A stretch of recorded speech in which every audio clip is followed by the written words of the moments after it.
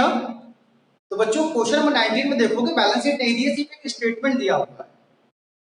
ऐसे क्वेश्चन जब मिलते हैं डिसोल्यूशन में तो इसे कहते हैं question without balance sheet, when balance sheet is not given in a question. जब क्वेश्चन में बैलेंस शीट नहीं दी होती है और हमें डिसोल्यूशन का क्वेश्चन सॉल्व करना पड़ता है तो बच्चों सबसे पहले हमें बैलेंस शीट बनानी पड़ेगी। जब हम सबसे पहले बैलेंस शीट बनाएंगे उसके बाद ही हम रियलाइजेशन अकाउंट बनाएंगे। कोई दिक्कत? बोलो, आवाज में कोई दिक्कत है? आवाज सुनाई देगी ना अच्छे से? चलो तो बेटा हम देखते हैं कि कैसे सर इस क्वेश्चन में बैलेंस शीट नहीं दिया था तो हमें यहाँ पे डिसोल्यूशन का क्वेश्चन सॉल्व करना था, कैसे किया जाएगा।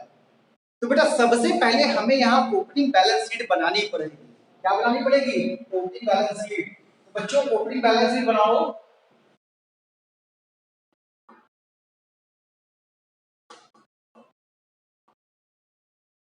ये बैलेंस शीट दिखाई दे रहा होगा अच्छे से। क्वेश्चन पढ़िए, क्वेश्चन में क्या लिखा है। तो बेटा क्वेश्चन में लिखा हुआ है जो मेरे सामने है, A and B who were in a partnership sharing profit and losses in the proportion of 4/7 and 3/7।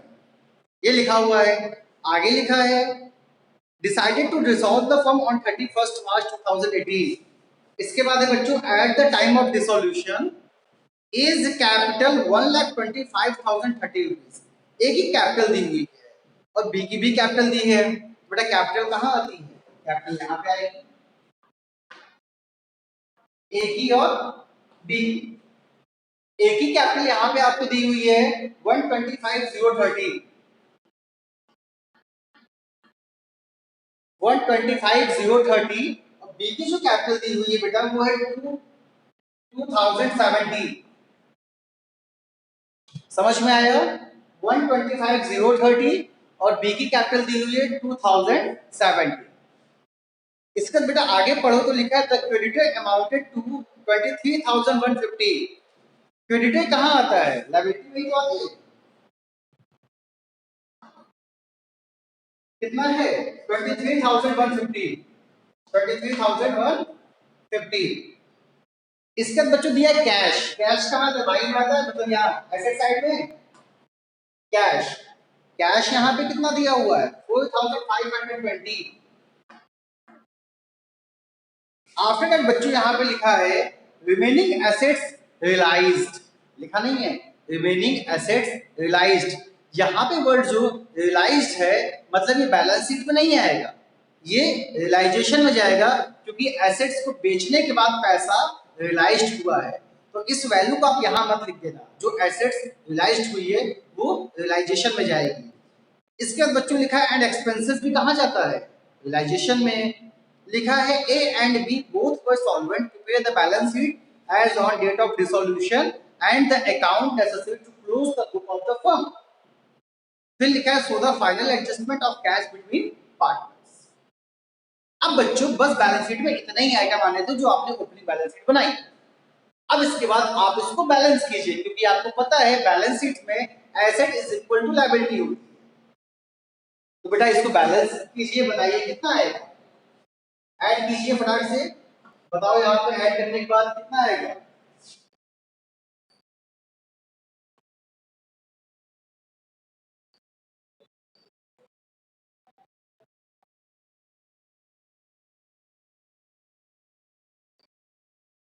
One lakh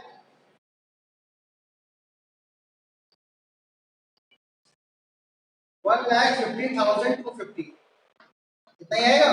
देख लो सब लोग, चलो 150,250, 1,50,250। बेटा इसमें से 4,520 माइनस कीजिए, बताइए कितना आएगा? जल्दी से बताओ।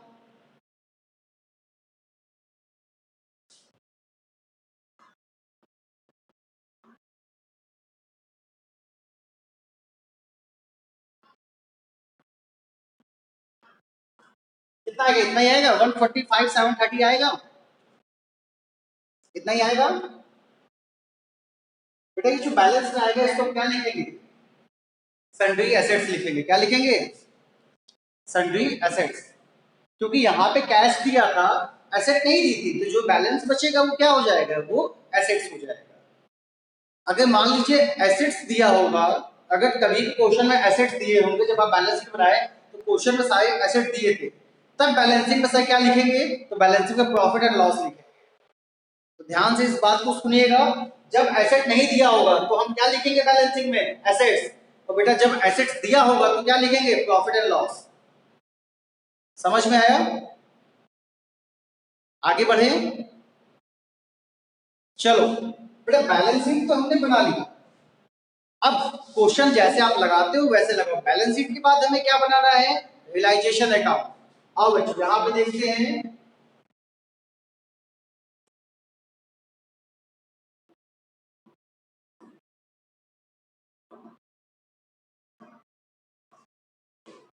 Realisation account.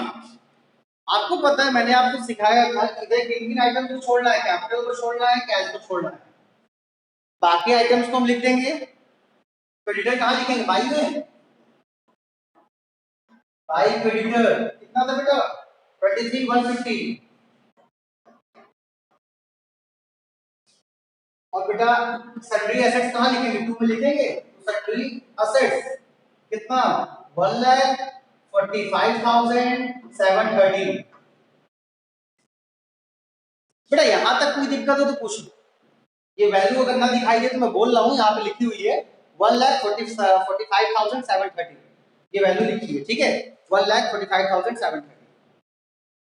कोई दिक्कत?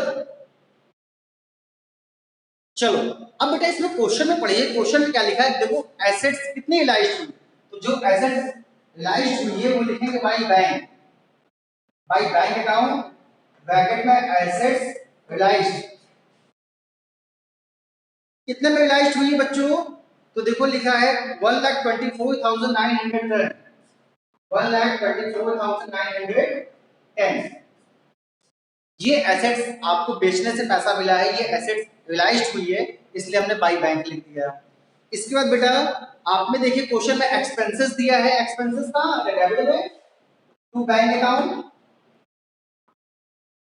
ब्रैकेट में एक्सपेंसेस लिख देना। कितने एक्सपेंसेस थे, तो आपको देखिए 1860, ये एक्सपेंस था, यहां तक कोई दिक्कत है? और तो बेटा क्वेश्चन में दिया नहीं है कुछ, बस इतना ही तो दिया था। एक्सपेंस नीचे क्या होता है बेटा, एक्सपेंस क्रेडिट क्यों होगा, हाँ ऑल एक्सपेंसेस डेबिट, तो डेबिट ही तो लिखे हैं थ्रू बैंक अकाउंट, ठीक है 1860। इसके बाद बेटा क्या है, आपकी जितनी लायबिलिटी होती है, अगर लायबिलिटी के बारे में क्वेश्चन में कोई इंफॉर्मेशन नहीं है तो आपको अपनी लायबिलिटी पे करनी पड़ती है। तो यहाँ पे क्रेडिटर के बारे में कोई इंफॉर्मेशन तो थी नहीं, तो कोई इंफॉर्मेशन है तो जैसा क्रेडिटर है वैसा अमाउंट एज इट इज हम इसको दे देंगे, लिखेंगे टू बैंक अकाउंट, क्या लिखेंगे, to bank account creditor, bracket में क्रेडिटर कितना 23,150। समझ में आया बच्चों? याद रखिएगा आपकी जितनी भी लायबिलिटीज हैं उसके लिए आपके क्वेश्चन में कोई इंफॉर्मेशन दे या ना दे, अगर इंफॉर्मेशन दिया है तो जैसे इंफॉर्मेशन देगा उसी के अकॉर्डिंग हम पेमेंट देंगे। अदरवाइज अगर क्वेश्चन में कोई इंफॉर्मेशन नहीं है तो जितना अमाउंट होता है लायबिलिटी का वो टोटल अमाउंट हमें देना पड़ता है, इसलिए हम उसे टू बैंक अकाउंट लिख देते हैं। यहाँ पे इस क्वेश्चन में क्रेडिटर को पेमेंट देने की कोई इंफॉर्मेशन नहीं थी, कोई भी इंफॉर्मेशन क्रेडिटर के पेमेंट की नहीं थी, तो हमने क्या किया 23,150 देना था, हमने उठा के टोटल अमाउंट दे दिया, कहाँ लिख दिया, बैंक अकाउंट में। कोई दिक्कत है यहाँ तक किसी को? चलो इतना लिखने पर बेटा बैलेंसिंग हो जाएगी, बैलेंसिंग फटाक से बताओ कितना आएगा, मेरे ख्याल से ये ज्यादा है, डेबिट साइड का अमाउंट ज्यादा है, कितना आएगा जल्दी से बताओ, फटाफट ऐड कीजिए। 1,00,000, 1,70,740। बेटा बैलेंस में कितना बचेगा, माइनस कीजिए, बताइए कितना अमाउंट बचेगा, लॉस आएगा 22,680 का आएगा। आपने जब बैलेंसिंग की इसमें से ये माइनस किया तो कितना बचा, 22,680। और बेटा 22,680 आप बांट दीजिए, ये लॉस आ जाएगा, किसके किसके बीच में बटेगा, यहाँ पार्ट में कौन थे, ए और बी, ए और बी के बीच में डिवाइड हो जाएगा। कौन से रेशियो में डिवाइड होगा? तो बेटा इनका रेशियो देखिए, प्रॉपर टाइम रेशियो 4:3 था। 4:3 में इसको डिवाइड दे दीजिए, बताइए कितना आएगा?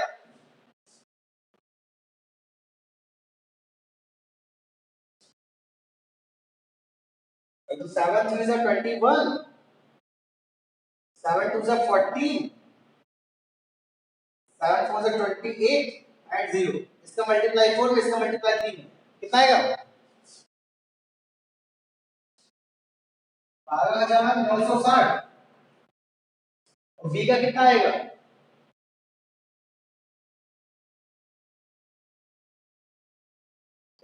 बताओ जल्दी, बी का कितना आएगा?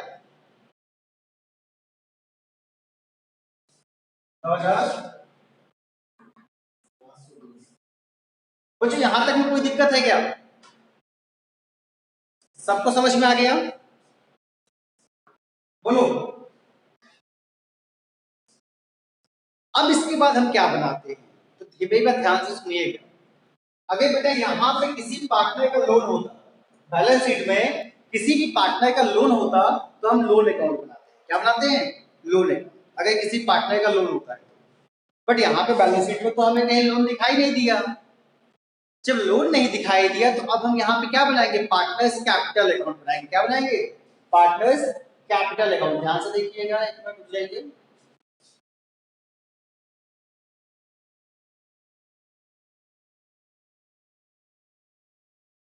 हाँ,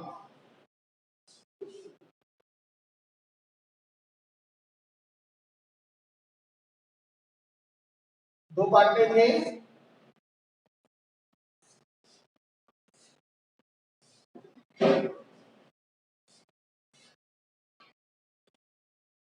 ए and B, A and B,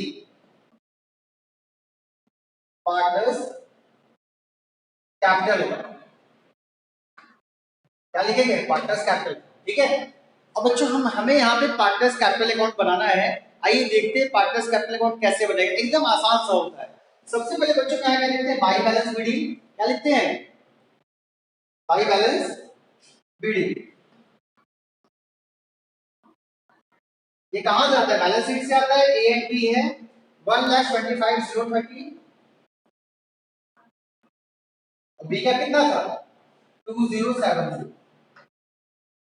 बेटा यहां तक कोई दिक्कत है? पक्का? आगे बढ़े।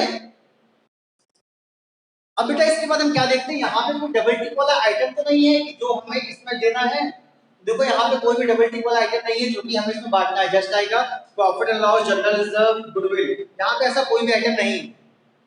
ठीक है सर, देख लीजिए। इसके बाद देखो हमने कौन सा अकाउंट बनाया है? रियलाइजेशन। इसमें देखिएगा डेबिट में कहीं पार्टनर का नाम है क्या?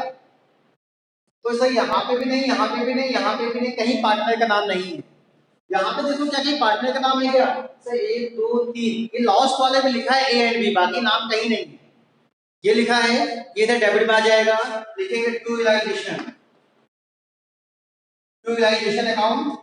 क्योंकि लॉस था इसलिए डेबिट में आया। अपोजिट साइड 12960, 12960 और 9720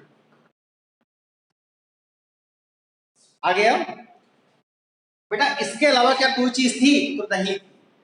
हमने क्या देखा, यहां तक हमने बैलेंस शीट लिया। इसके बाद हमें देखना है कि जैसे जनरल रिजर्व, प्रॉफिट लॉस तो नहीं दिया। अगर दिया होता तो हम बांट देते, यहाँ पे डिस्ट्रीब्यूट हो जाता।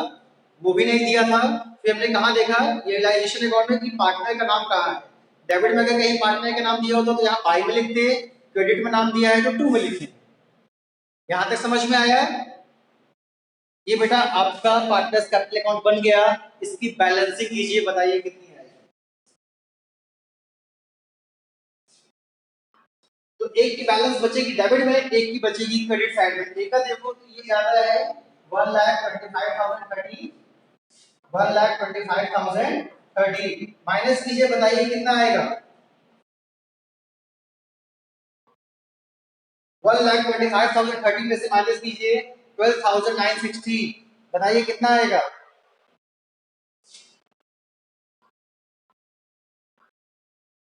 1,12,070 आएगा।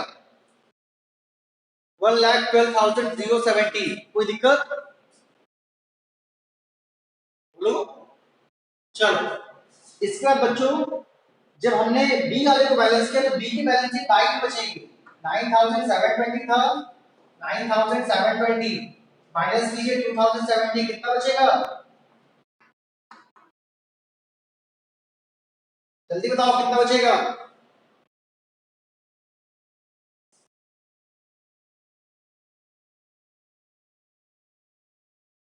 7,650। ठीक है, 7,650, यहां तक कोई दिक्कत? अब बेटा इनकी बैलेंसिंग को लिखते क्या है? बाई बैंक और टू बैंक लिखेंगे क्या? बाई बैंक और टू बैंक। समझ में आया इतना? चलो, अब बेटा हम यहाँ पे क्या बनाते हैं? बेटा हम यहाँ पे बनाएंगे कैश अकाउंट। क्या बनाएंगे? कैश अकाउंट या बैंक अकाउंट। क्वेश्चन में जो भी चीज दी होती है उसी के अकॉर्डिंग बनाते हैं। यहाँ पे क्या लिखा था?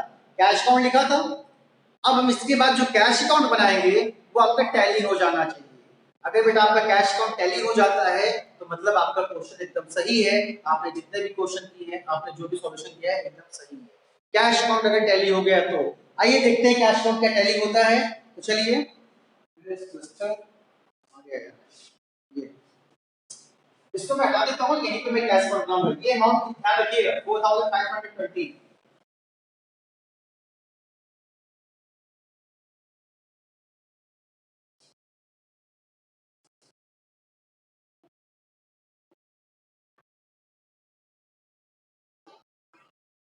कैश अकाउंट में सबसे पहले लिखेंगे टू बैलेंस बीडी 4,520। समझ में आया? कैश अकाउंट में सबसे पहले बैलेंस बीडी लिखेंगे। कहां से लिखेंगे बेटा? बैलेंस शीट से। वो अमाउंट कितना था? 4,520 था। यहां तक कोई दिक्कत है? चलो, अब आगे आइए, आगे पढ़ते हैं। इसके बाद हमें देखना क्या है? कैश अकाउंट में देखना क्या है? जैसे बैलेंस बीडी लिखेंगे सीधे हम क्या देखेंगे? ये अकाउंट देखेंगे, रियलाइजेशन अकाउंट। इसमें देखिए बैंक कहां कहां लिखा हुआ है। डेबिट वाला बैंक जितना होगा वो सब क्रेडिट में आ जाएगा और क्रेडिट वाला बैंक डेबिट में आ जाएगा। तो देखिए डेबिट में एक दो दो दो बैंक लिखे हुए हैं। यहां लिखेंगे by realisation account, by realisation account. हमने भी यहां दो बार लिख दिया अमाउंट 1860 और 23,150। कोई दिक्कत है बच्चों? फिर डेबिट वाले बैंक हो गए। क्रेडिट में देखो क्या कितने बैंक लिखे हैं? एक बैंक, बस एक ही बैंक लिखा हुआ है। डेबिट बैंक लिख देंगे टू रियलाइजेशन अकाउंट 24 1,24,910 1,24,910 लिख दिया बच्चों। बताओ, यहाँ के सारे बैंक हमने लिख दिए ना? तो बस आपको बैंक अकाउंट इसी तरीके से बनाना है। सबसे पहले बैलेंस बीडी लिखेंगे, इसके बाद क्या देखेंगे? Realisation account. यहाँ डेबिट में जितने बैंक होंगे वो बैंक अकाउंट में क्रेडिट साइड आ जाएंगे और क्रेडिट में जितने बैंक होंगे वो डेबिट साइड आ जाएंगे। कोई दिक्कत? इसके बाद बेटा हम देखते हैं पार्टनर्स कैपिटल अकाउंट। इसके बाद हमने कौन सा अकाउंट बनाया? Partners capital account. Partners capital में देखो कहां कहां बैंक लिखा है। उसे डेबिट में भी लिखा था, क्रेडिट में भी लिखा था, दोनों में बैंक था। तो बेटा डेबिट वाला बैंक यहाँ पे क्रेडिट साइड में आएगा और क्रेडिट वाला बैंक डेबिट में आएगा। यहाँ पे देखो डेबिट में बैंक क्या लिखा है? 1,12,070 ये क्रेडिट में जाएगा by A capital account, by A capital account. क्योंकि ये ए के कैपिटल में था इसलिए हम इसको बाई में लिखेंगे। बाई ए कैपिटल अकाउंट कितना? 1,12,070 1,12,070। और जो क्रेडिट साइड में बैंक लिखा है इसको बेटा हम डेबिट साइड में लिखेंगे टू बीस कैपिटल अकाउंट 7,650।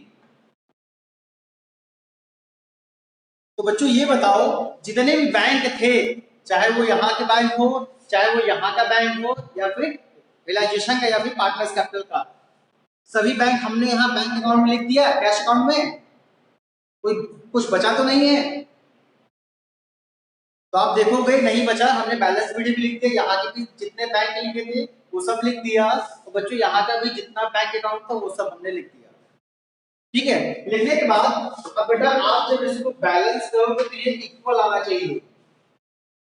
आप जब इसका टोटल निकालोगे, इसको टोटल कीजिए, देखिए क्या दोनों तरफ इक्वल है। अगर इक्वल है तो मतलब आपका क्वेश्चन एकदम सही है। इक्वल नहीं है तो कहीं ना कहीं आपने मिस्टेक की है, चाहे वो कैलकुलेशन मिस्टेक हो, चाहे अमाउंट मिस्टेक हो, चाहे एंट्री मिस्टेक हो। तो देखिए कैश अकाउंट का टोटल कीजिए, टोटल आ जाना चाहिए मेरे ख्याल से। टोटल आएगा 1,37,080, 1,37,080, 1,37,080 ऐड कीजिए, ऐड करके देखिए क्या इतना ही आता है। 1,37,080 अगर इतना आएगा तो बच्चों आपका क्वेश्चन एकदम सही है, कहीं पे भी गलत नहीं है।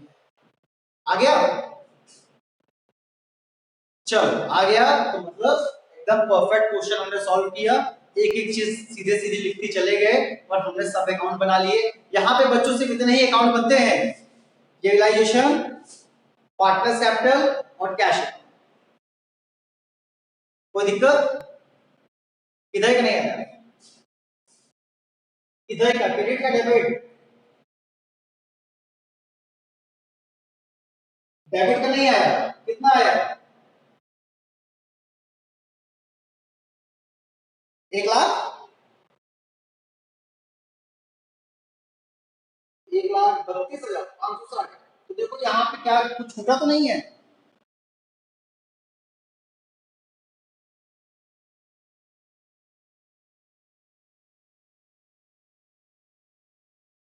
तो इसको जोड़ दो ना, ये तीनों, 1, 2, 3, ये तीनों जोड़िए। इसको छोड़ क्यों दिए?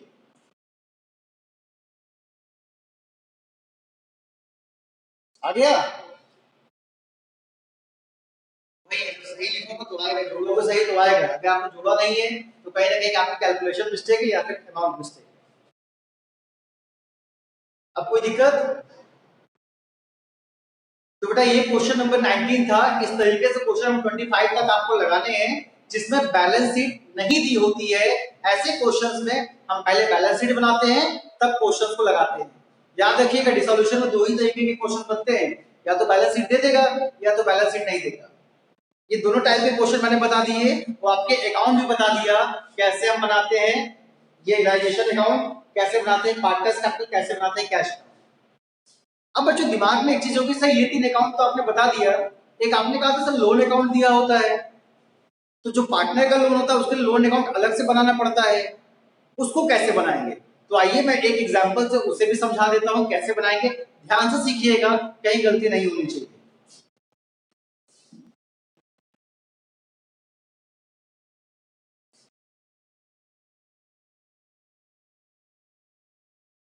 बेटा जब लोन अकाउंट की बात की ना तो आपने देखो, एक ये मैं एग्जांपल ले रहा हूं अपने आप से। ऐसी बैलेंस शीट दी होगी, मान लीजिए ए बी पार्टनर थे, कौन थे? ए और बी, दोनों का लोन दिया होगा। ए लोन यहां लिखा होगा 10,000, और बी लोन यहां लिखा होगा 5,000। कभी कभी हमें ऐसे भी देखने को मिलता है, एक का लोन लिखा होगा लायबिलिटी में और दूसरे का लोन लिखा होगा एसेट साइड में। तो इस कंडीशन में क्या किया जाए? बेटा सिंपल सी चीज है, पहले हम दोनों का लोन अकाउंट अलग अलग बनाएंगे। लोन अकाउंट कैसे बनाएंगे? सिंपल ऐसे लिखेंगे, ए लोन अकाउंट। ए का लोन कहां दिया था? लायबिलिटी में दिया था उसको। यहां पे सबसे पहले क्या लिखेंगे? By balance BD. By balance BD मतलब ब्रॉट डाउन। कितना? 10,000। एक ए का लोन था, यहाँ पे बीडी आएगी, बी का लोन था तो यहाँ बीडी आएगी। ठीक है, बाई बैलेंस बीडी। अब बेटा कुछ नहीं करना, सिर्फ बैलेंसिंग करना है। बैलेंसिंग में 10,000, 10,000, 10,000 क्या लिख देंगे? To bank account, to bank account. ये बच्चों बन गया ए का लोन अकाउंट। चूंकि ए की लायबिलिटी थी, ये लायबिलिटी साइड लिखा था और लायबिलिटी हमको देना होता है, इसलिए हमने कहा लिख दिया टू बैंक अकाउंट। जो बैलेंसिंग होगी उसको कहां लिखेंगे? Bank account. लेकिन बेटा बी का लोन क्या है? हमने बी को लोन दिया था, बिजनेस ने बी को लोन दिया था, तो बी का लोन बिजनेस के लिए एसेट्स है। इसका कैसे किया जाता है? ध्यान से देखना। जब बेटा हमने 20 का लोन अकाउंट बनाया तो सबसे पहले लिखेंगे टू बैलेंस बीडी। कितना था? 5,000। ओके, अब बेटा इसकी बैलेंसिंग हो जाएगी, यहाँ भी 5000 बचेगा,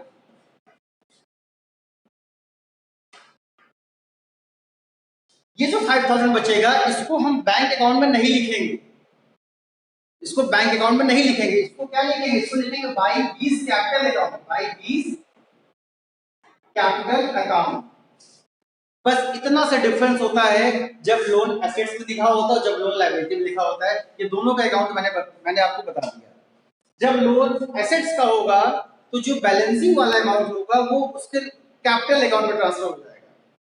जब पार्टनर का लोन कहां दिया हो, एसेट्स में दिया हो, तो जो उसकी बैलेंसिंग अमाउंट आएगी वो उसके कैपिटल अकाउंट में ट्रांसफर हो जाएगी, और जब लोन लायबिलिटी में लिखा हो तो कहां ट्रांसफर होगा, तो वो बैंक अकाउंट में ट्रांसफर हो जाएगा। इतनी सी बात आपको ध्यान में रखनी है कि एक की बैलेंसिंग में बैंक लिखेंगे, एक की बैलेंस और दूसरे की बैलेंसिंग में जो एसेट साइड में होगी उसमें हम पार्टनर कैपिटल अकाउंट लिखेंगे। जहां तक कोई दिक्कत हो तो पूछो, कोई दिक्कत है बेटा, यहां तक समझ में आ गया? Very good. बस बेटा इस चैप्टर में इतना ही था, इसके अलावा इस चैप्टर में कुछ भी नहीं था। जितनी चीजें इस चैप्टर में थी वो मैंने आपको बता दी। कोई दिक्कत? मैक्स जितनी भी चीजें थी मैक्सिमम मैंने आपको बता दी। और कुछ पूछना हो तो पूछो, और कुछ पूछना है तो बस बेटा यहाँ पे इस चैप्टर में जितनी भी चीजें थी मैंने बता दी, सिर्फ आपको क्वेश्चंस लगाना है। जो नहीं आएगा आप हमसे पूछ लीजिएगा, मैं आपको बता दूंगा। ये चैप्टर आज से यहीं पे खत्म हो जाता है, इस चैप्टर में कोई भी नई चीज नहीं है, सिर्फ अब आपको क्वेश्चंस लगाना है, कंटिन्यू करना है। इस चैप्टर में तीन चार चीजें मैंने आपको बताई। पहला रियलाइजेशन अकाउंट, लोन अकाउंट कैसे बनता है, लोन दोनों बता दिया, एसेट्स वाला भी लायबिलिटी वाला भी। इसके बाद बच्चों आपका पार्टनर्स कैपिटल अकाउंट नॉर्मल सा यहाँ बनता है, कोई बहुत ज्यादा दिक्कत नहीं आती है।